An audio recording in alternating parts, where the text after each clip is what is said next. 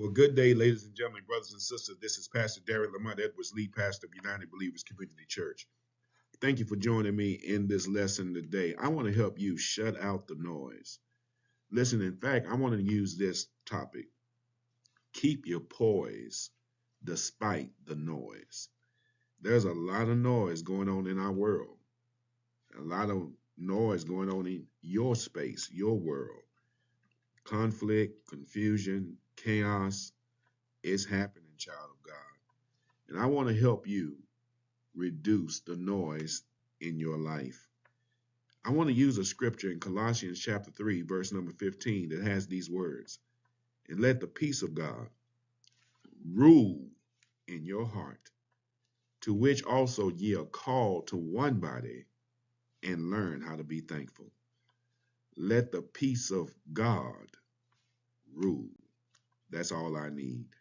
That's how you begin to shut out the noise in your life. You've got to decide, child of God, to let peace become your umpire. Paul, in this text to the Colossian church that's facing chaos, confusion, and conflict, a lot of noise, he says, you've got to let the peace of Christ rule. It must become your umpire. The umpire decides what's safe or what's out. The umpire decides what stands and what gets dismissed. I like that. So when worry steps up, peace says you're out. When anger rises, peace says you're out. When fear tries to steal your joy, peace says you're out. Child of God, there it is. The peace of Christ rules. It rules everything that's trying to frustrate your heart, trying to bring anxiety to your life, trying to make the final decision when God has the final say. But also you got to remember that peace is necessary. You need peace in your life. If you're listening to me right now and you're saying, I need much more than peace, you haven't lived long enough. Live long enough, and you will put peace at the top of your list. Peace, child of God, is what you need in your life. Peace to me is so important that you got to learn how to protect your peace. I want to use Sesame Street. Sesame Street had Big Bird, Elmo, Cookie Monster, and Oscar the Grouch. All of them had different personalities. All of them had different attitudes. All of them had different backgrounds, but they lived on the same street. Now, watch this. Oscar lived in a trash can and stayed grumpy. Cookie Monster had no self-control. Elmo was loud and cantankerous and curious. Big Bird was sensitive and emotional, but somehow there was peace on Sesame Street. I'll say it again. There was peace on Sesame Street because not everyone was the same, but because everyone was, here it is, accepted.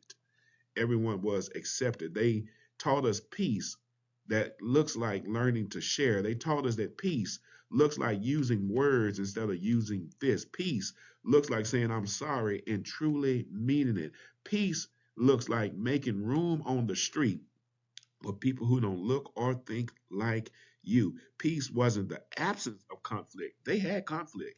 Peace was the presence of understanding. Peace taught us the alphabet and counting. Peace taught us how to live with one another. Listen, A is for apology, B is for being kind, C is for compassion. And listen, that's Sesame Street, but that's biblical. Blessed are the peacemakers, not the peace lovers, but people who intentionally make peace, child of God.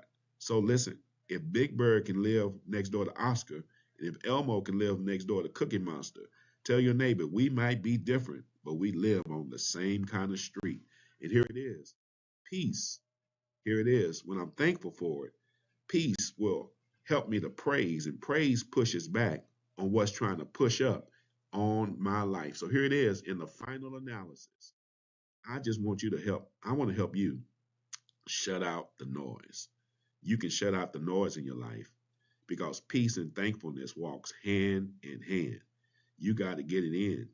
You got to let it rule.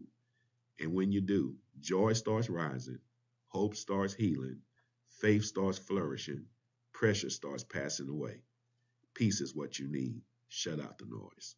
Until next time, take care.